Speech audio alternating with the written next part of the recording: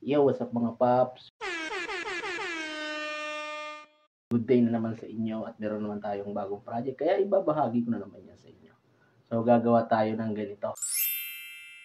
Yan. So gagawa tayo ng gas stove stand o rack. Kung ano pa ang tawag nyo yan, basta ganyan yung gagawin natin. At kahapon nga, hindi ako nakapag-video. Nasimulan ko ng ikat yung mga ingredients. At medyo nabuo ko na rin yung pinaka-forma ng frame natin. So kaya tutuloy lang natin at yun na yung masisimulan natin ipapakita sa video ito. Wala na tayong patumpik-tumpik. Simulan agad natin mga paps.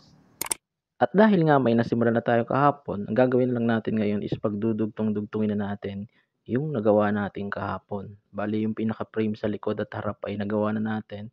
Kaya pagsasamahin na lang natin ngayon.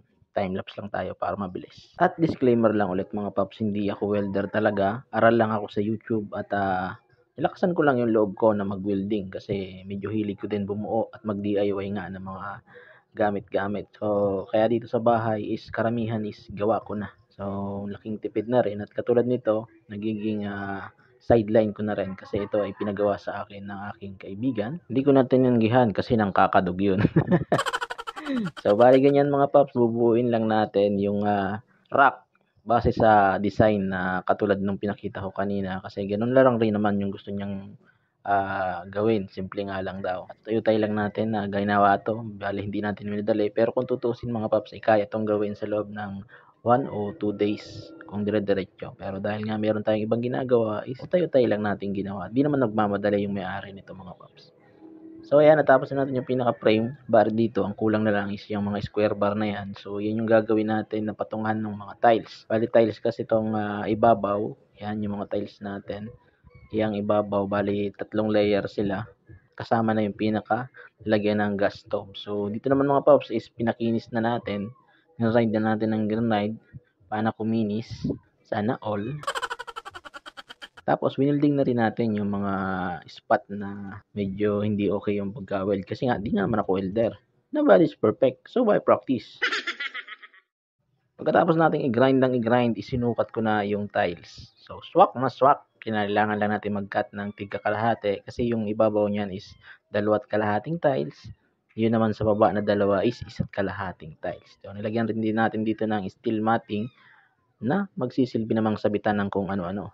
Yan. Ganyan, kung mapapansin nyo, medyo mataas yung bakal. Kasi pag pintura natin, sa paglagay natin ng silicone na pandikit niya is medyo tataas pa naman yan. Kaya goods lang na goods yan. Yan, bali tapos na mga paps. Tanggalin muna natin yung tiles and pipinturahan na natin ng primer at saka ng black. Black yung finish nito mga paps. At yan mga paps, natapos nating i-prime. Yan, bali red oxide yung ginamit natin na primer.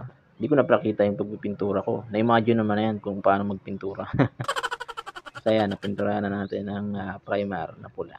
After nyan mga paps, patuyuin lang natin. Tapos pipinturahan ko naman yan ng final coat na itim. At ganito mga paps yung itsura kapag natapos na nating pinturahan ng itim. So maganda yung pagkakakulay natin kasi yung tiles natin dyan is puti.